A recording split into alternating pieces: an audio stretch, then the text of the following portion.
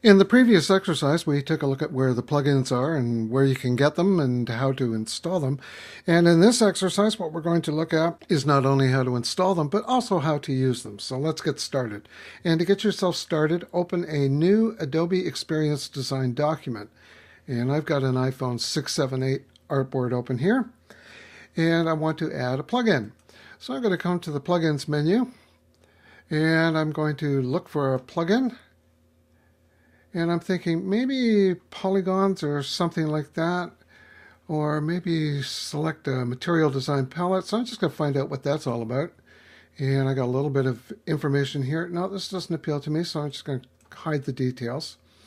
And I got a polygon here. What does this do? It's a plugin that draws a regular polygon. Not too sure about that one. And I'm just going to scroll through, and there's one by Pablo, or Paulo. And yeah, that might not be a bad idea.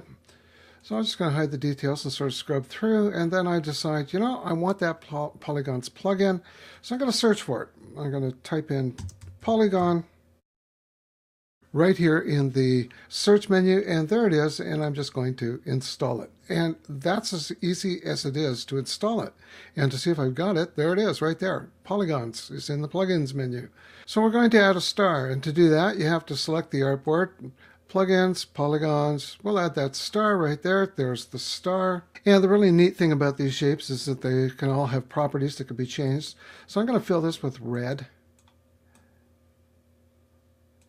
And let's give it a bit of a shadow. So we give it the shadow offset 6 and 6 on the X and Y axis, and a little bit of a blur of about 6 pixels. And you can see there it is right there. So this is working out really, really well. So we got the star in there, and that's all I want to do with this. So I'm going to get rid of the polygon plugin.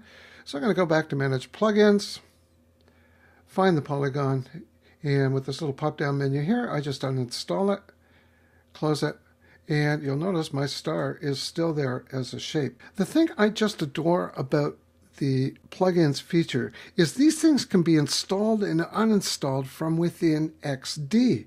The days of hunting around for uninstallers or leaving the application to find a plugin and install it are over. So now that you know how to install and uninstall plugins, let's take a look at how a few of them can make your life easier. And we'll do that in the next exercise.